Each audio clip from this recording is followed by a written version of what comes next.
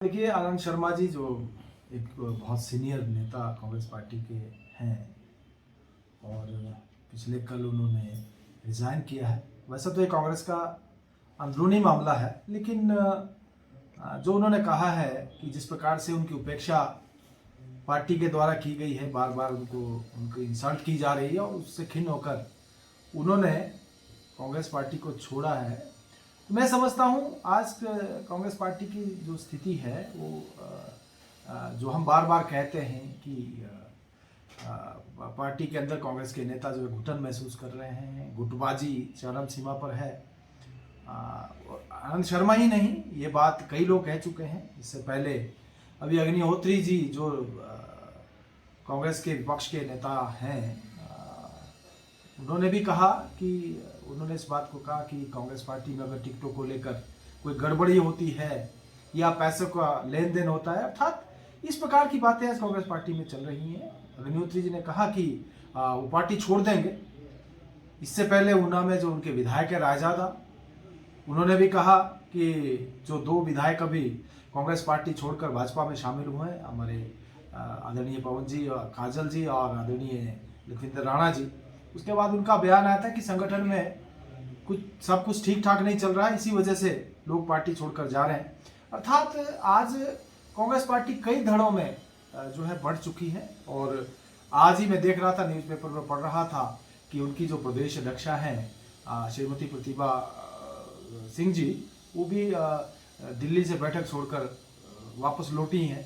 तो जिस प्रकार से आज धड़ों में बटी कांग्रेस पार्टी, आज जो स्थिति पूरे देश भर में उनकी है, ये स्थिति उनकी प्रदेश में भी रहने वाली है। और अभी तो आनंद शर्मा जी ने ही इस्तीफा दिया है, ऐसे बहुत सारे लोग हैं, जैसे कि दो विधायक अभी शामिल हुए। आने वाले समय में कांग्रेस पार्टी और बिखराव के साथ जो है हम देखेंगे और छिन-भिन्न होगी।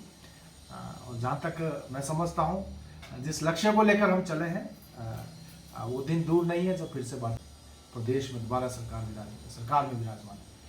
जिस तरह से आपने कहा है कि जो आनंद शर्मा जी ने कांग्रेस को, हालांकि उन्होंने कांग्रेस को नहीं छोड़ा है, जो स्टीयरिंग कमेटी के चेयरमैन थे उससे उन्होंने इस्तीफा दिया है और साथ में ये भी कहा है कि I am committed to the ideology of Congress.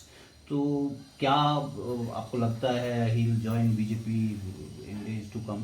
नहीं, देखिए, अभी तो खैर उन्होंने जो जिस कमेटी का उनको कमेटी में लिया गया था, उससे उन्होंने जिसके चेयरमैन बनाया गया था स्टीयरिंग कमेटी, उससे उन्होंने रिजाइन किया है। लेकिन मैं समझता हूँ आने वाले दिनों में कुछ भी हो सकता है, लेकिन फिलहाल तो उन्होंने कांग्रेस पार्टी से नहीं, स्टीयरिंग कमेटी से रिजाइन किया है। और कारण उन्होंने स्पष्ट कहा है कि जिस प्रकार से जो उनके जूनियर्स हैं उनको प्राथमिकता दी जा रही है, उनकी लगातार अनदेखी हो रही है, लगातार उनको जो है नीचा दिखाया जा रहा है, उनकी उपेक्षा हो रही है। तो कहीं ना कहीं आनंद शर्मा जी जो है, जो एक सीनियर कांग्रेस लीडर हैं, आज उनको जो अपनी उपेक्षा के कारण जो इंसल्ट फील हो रही है, कहीं ना कहीं वो आहत है। और आगामी क्या कदम उनका रहने वाला है, ये तो अभी भविष्य के गर्भ है। लेकिन मैं समझता हूँ कि कांग्रेस पार्टी को आने वाले समय में इस प्रकार की कई सारी कठिनाइयों का सामना करना पड़ेगा। जैसा आप कह रहे हैं कठिनाइयाँ होंगी, कांग्रेस कमज़ोर पड़ती जा रही है हिमाचल प्रदेश में। बीजेपी पहले से ही कहती आई है कि हिमाचल प्रदेश में जो तीसरा फ्रंट है या तीसरी कोई पार्टी, चाहे वो आम आदमी पार्टी है, उसका कोई अस्तित्व नहीं है। भारतीय जनता पार्टी का कांग्रेस से ही जो लड़ाई होगी इन चुनाव में। तो आप क्या मानते हैं, अब कांग्रेस पीछे होगी या आपका जो कंपटीशन सीधा है वो आम आदमी पार्टी से होगा?